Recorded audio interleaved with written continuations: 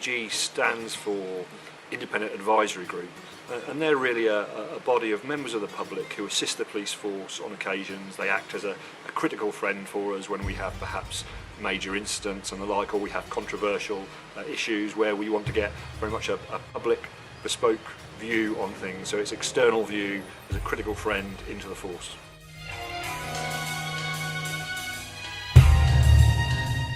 I think if a force has a particular critical incident, so for instance if you've got a murder that's particularly tricky but it might centre around a different BME group or whatever, or it might be a murder from somewhere within, for instance, the gay and lesbian community, we may need some special support and advice on how to handle things and the like, and it's useful to have that reference group that you can go to and say, this is the problem we're dealing with, can you assist us, how would you approach this, what would be the best way of working with the local community involved.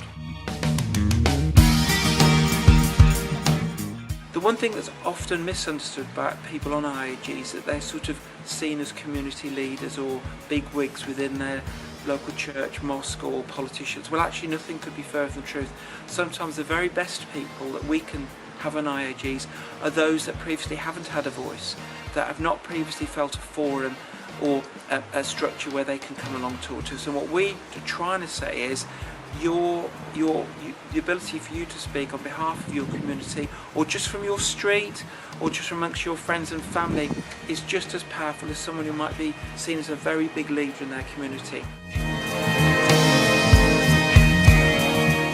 Sometimes it can be really right on the back of a critical incident. So say if we talk about those recent events in Paris, there'll be communities that will be feeling very vulnerable either from attack, say the Jewish community, or say the Muslim community might feel that other communities will look at them in a different way or fearing them. So what we would do is, and have done, is say, okay, how do we alter the policing style, communications, what do we need to do to provide that reassurance? And it doesn't need to be couched in official police speak. In fact, quite the opposite. It's what does it feel like to be policed by us, and what are you looking for us to do differently or better? Stop and search can be quite a controversial tactic. So, in the force that I've come from, we would utilise IAG members to get a different perspective on what stop and search means to different parts of our communities, and that would be an example where we might test out policy and practice with them and get their view, so we get that external critical friend perspective.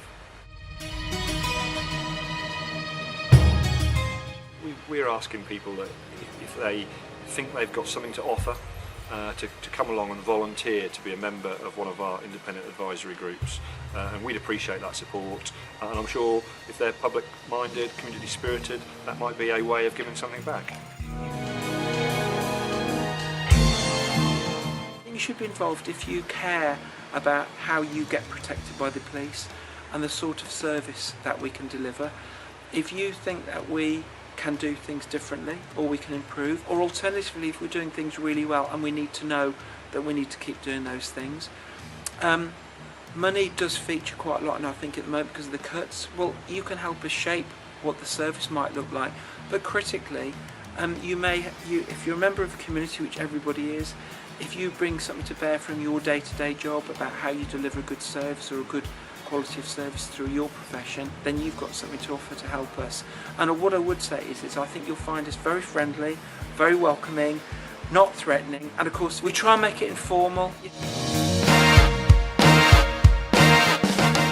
If you're even the slightest bit interested, I would ask you to come along and just get a feel for it. You're not committing to anything, you're not going to sign the dotted line, you're not going to be signing a contract or anything. It is literally come along and see if it could be of interest to you.